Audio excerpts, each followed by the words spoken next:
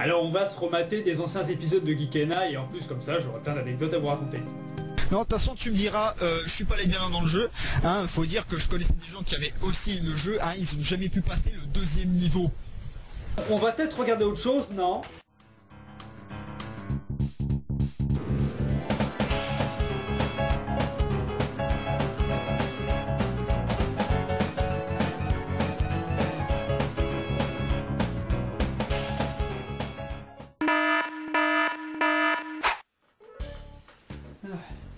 Salut tout le monde et bienvenue pour cette nouvelle vidéo. Et pour essayer d'un petit peu oublier l'humiliation que je viens de me prendre là, on va parler d'un jeu mystérieux sorti sur une console mystérieuse. Mais avant cela, je dois absolument vous parler de Wario. Je suis un grand fan de Wario. Je n'ai pas pour habitude d'aimer les gros sacs à merde, mais lui fait exception à la règle.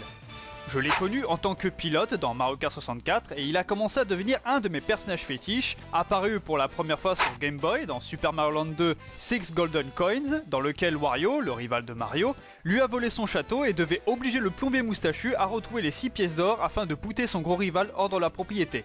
On le retrouvera néanmoins avec sa propre série Wario Land, faisant office de suite à Super Mario Land 2, dans lequel Wario tente de trouver la grande statue de Peach en or dérobée par sa grande némésis, le Capitaine Sirru, et ainsi pouvoir la rendre au Royaume Champignon sans une certaine contrepartie. Oh, quel but! S'ensuit peu après avec Wario Land 2 sur Game Boy et Game Boy Color, puis de Wario Land 3 exclusivement sur Game Boy Color.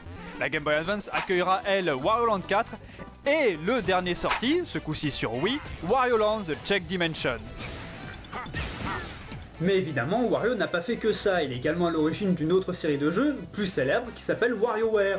Dont je suis beaucoup moins fan, mais cela est plus dû au fait que je suis pas un grand friand des party games.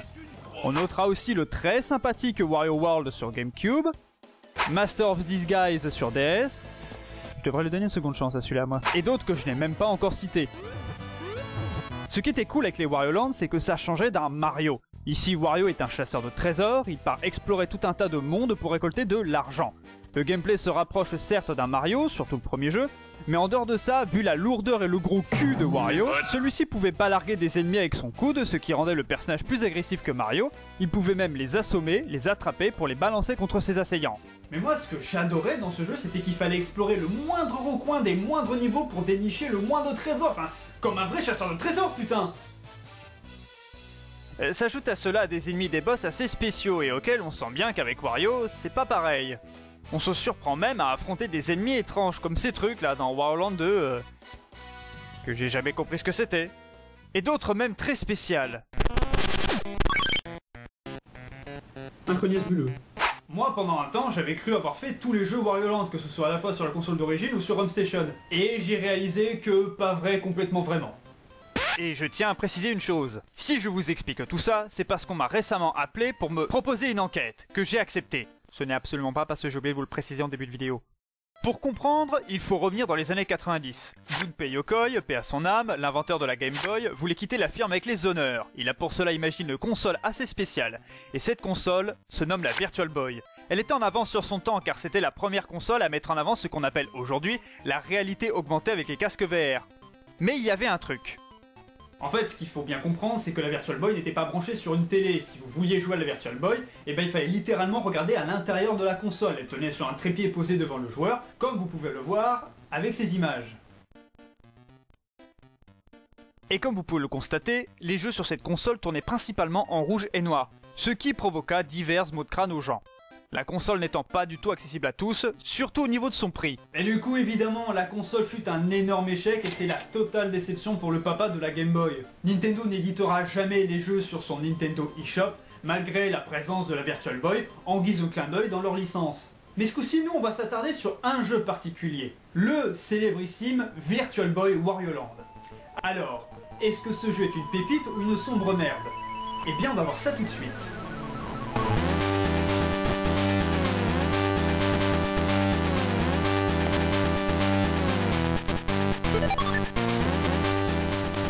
Une petite précision cependant. Comme vous avez sûrement constaté, j'ai mis le jeu en noir et blanc, pour des raisons complètement évidentes. Parce que si je voulais être 100% fidèle à la version originale, j'aurais mis le jeu en rouge et noir. Et cela serait pas mal illisible comme vous pouvez le constater. De l'autre côté, j'ai dû modifier la couleur avec mon logiciel de montage, car si je devais vous montrer les images prises par l'émulateur, voici ce que vous verriez. Voilà, du rose et du noir. Mais un rose bien criard. Du coup, pour votre confort visuel, j'ai décidé d'opter pour le noir et blanc. Voilà, alors comment ça se joue ce jeu-là déjà? Alors là on avance comme ça et peut-être que je me dis que le jeu il sera plus facile que prévu. Alors on va parler... Hop, pardon, mauvais départ. Pour parler un petit peu plus sérieusement, Virtual Boy Wario Land est une exclusivité Virtual Boy, comme vous aurez pu le constater. Il fait office de suite au premier Wario Land et précède Wario Land 2. D'ailleurs, toutes les mécaniques de gameplay qu'on avait déjà dans le premier Wario Land, on les retrouve dans cet opus. Le système de cœur qui, au fur et à mesure qu'on en ramasse, permet de nous faire gagner une vie supplémentaire. Lorsque Wario est touché, il est rétréci, comme Mario, regagne sa taille normale en mangeant un oignon, et remet en avant quelques power-up déjà présents dans le premier Wario Land, et en ajoute même des nouveaux. À la différence du premier Wario Land, par contre, il n'y a pas de map, ce qui signifie que les niveaux s'enchaînent sans possibilité de revenir en arrière. De ce fait, si vous avez oublié un trésor dans les niveaux précédents, eh ben vous êtes niqué. Lorsqu'on allume le jeu et qu'on y joue pour la toute première fois, on constate un truc. Au-delà du rouge et noir habituel, le jeu est vraiment très joli, malgré les limitations de la console. Le jeu nous donne l'impression que tout était dessiné, un peu comme dans Wario Land The Check Dimension, mais avant l'heure. À certains moments, j'ai remarqué que le jeu se faisait sur deux plans.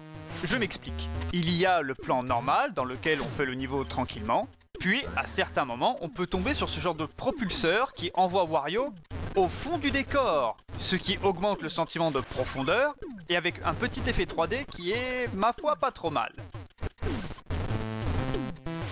Et comme ce jeu reprend les mécaniques de son prédécesseur, il est évident qu'on y retrouve la même chose. Tout comme dans le précédent Wario Land, il faut terminer le niveau, mais également fouiller le moindre recoin pour trouver des trésors. Ce qui était rigolo, c'est que moi, ayant fait les épisodes suivants, j'ai reconnu pas mal de trucs. Je me suis rendu compte, en jouant à Virtual Boy Wario Land, que la plupart des sons de bruitage et idées qu'on retrouvera dans Wario Land 2 proviennent de Virtual Boy Wario Land. Lorsqu'un niveau est lancé, nous sommes chronométrés et nous devons terminer le niveau avant la fin du temps imparti, sinon on perd une vie. Normal. Pour cela, nous devons absolument trouver la clé de sortie qui nous permettra d'accéder à la zone de fin. Wario est parfaitement maniable. Il faut juste, cependant, si on est habitué au précédent épisode, s'habituer avec la gravité qu'il y a dans ce jeu. Mais je peux me dire, sans me tromper, que c'est le jeu Wario Land auquel on contrôle le mieux Wario. On sent que le personnage a été travaillé et optimisé pour qu'il réponde correctement à la physique et à la gravité des niveaux. Évidemment, les niveaux, parlons-en, on peut toujours les explorer de fond en comble et revenir en arrière. Ce qui signifie que même si vous avez trouvé la clé et la fin du niveau, vous pouvez toujours revenir sur vos pas pour récupérer le trésor que vous avez manqué. Bien sûr, encore une fois, vous devez le faire avant d'avoir franchi la ligne d'arrivée. On trouve assez régulièrement les power-up de Wario. C'est également dans cet épisode qu'on aura des blocs assez spéciaux qui nécessitent une certaine manière d'être brisés, comme ces blocs de feu par exemple, que l'on retrouvera dans les épisodes suivants. En y jouant, j'ai remarqué quelque chose de plutôt cool concernant Virtual Boy Wario Land. Lorsqu'un bloc nous donne un item que nous possédons déjà, l'item ne disparaît pas, il reste là, clignote pour signifier que nous l'avons déjà, ce qui, en y réfléchissant, peut rendre le jeu stratégique. Si en cours de votre périple, vous vous faites toucher et vous perdez le power-up que vous avez, vous pouvez revenir sur vos pas et récupérer les power-up débloqués qui attendent sagement que vous les ramassiez, sachant qu'évidemment, certaines combinaisons de power-up vous octroient un power-up spécial. Mais dans toutes ces histoires de stratégie de power-up, est-ce que le jeu est compliqué ? Eh bien pour vous répondre, même ayant terminé le jeu et à 100%, je peux vous affirmer que Virtual Boy Wario Land est le plus court de la saga. Il ne vous faudra même pas une journée pour compléter l'intégralité du jeu. Cela est normal. Dû à cause du rouge et noir de la console, il ne fallait pas que le jeu soit trop long ou trop passionnant. Et à ce niveau-là, le jeu est plutôt correct envers sa durée de vie, sachant qu'il est ni trop facile ni trop difficile. Mais ce qu'il faut savoir aussi, c'est que... T'es encore là, toi? Ah bah voilà, tant qu'on y est, parlons des boss. Évidemment, comme c'est le plus court de la saga, par déduction, c'est celui qui possède le moins de boss. Virtual Boy Wario Land ne possède que 4 boss au total, dont certains plus faciles que d'autres, certes. Là où en revanche, le 4e boss, donc le boss final, est quand même bien compliqué à affronter.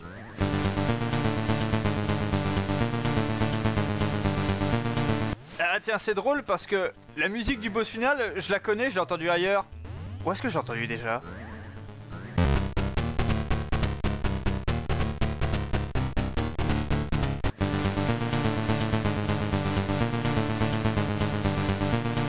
Quoi qu'il en soit, les boss qu'on affronte sont à la hauteur du jeu. Suffisamment résistants pour qu'on y repasse plusieurs fois, mais pas trop pour éviter qu'on y joue longtemps. Et évidemment, tout comme dans le premier Wario Land, en fonction du nombre de trésors que vous avez ramassés, vous aurez une fin différente. Plus vous ramassez de trésors, plus vous avez la meilleure fin. Moins vous en ramassez, moins vous aurez la meilleure fin. Sachant qu'en plus des trésors, vous devez farmer les mini-jeux pour gagner un maximum de pièces et obtenir la meilleure fin du jeu, qui est full optionnel par contre. Une fois le jeu terminé, vous pouvez le recommencer dans une sorte de New Game Plus, auquel la difficulté du jeu va s'agrandir. Des ennemis ou bien des pièges seront posés dès le début du jeu. J'ai noté quelque chose d'assez marrant, c'est qu'il n'a pas énormément de défauts finalement. Même pour dire, il n'en a pas. Son seul vrai reproche au jeu, c'est qu'il est sorti sur une console qui est mort-née. Mais néanmoins, ce n'est pas un épisode oublié, vu que, comme je l'ai dit tantôt, les épisodes qui suivront reprendront le système qu'a instauré Virtual Boy Wario Land. Et je pense que c'est pour ça qu'il est considéré comme étant le meilleur jeu de la Virtual Boy. Il est beau, les musiques sont pas trop mal, très maniable, et surtout assez fun à jouer.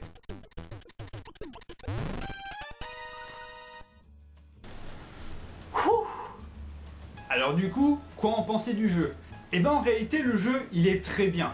Il est vraiment très bon. Malheureusement, si beaucoup de gens ne l'ont pas connu, c'est en partie à cause de l'échec de la Virtual Boy qui ne s'est pas du tout vendu, je le rappelle, et qui fait que du coup ce jeu reste un épisode assez méconnu de la saga Wario Land. Mais en soi, c'est un très bon épisode, et même quand on regarde parmi la recherche des jeux Virtual Boy, c'est le premier jeu qui apparaît en tête. Tout le monde te dira, quand tu iras poser la question à des gens pour demander hey, c'est lequel le jeu Virtual Boy qu'il faudrait que j'essaie, tout le monde va te dire Virtual Boy Wario Land, c'est le meilleur. Il y en a d'autres qui sont excellents, je ne dis pas, mais ce qu'il faut retenir, c'est que Virtual Boy Wario Land est un très bon épisode, qui en plus possède certains codes qui seront réutilisés dans le suivant. Donc c'est pas juste un épisode fait à l'arrache. Bon eh bien, il semblerait que j'ai trouvé le sujet de ma prochaine vidéo, et d'une autre aussi.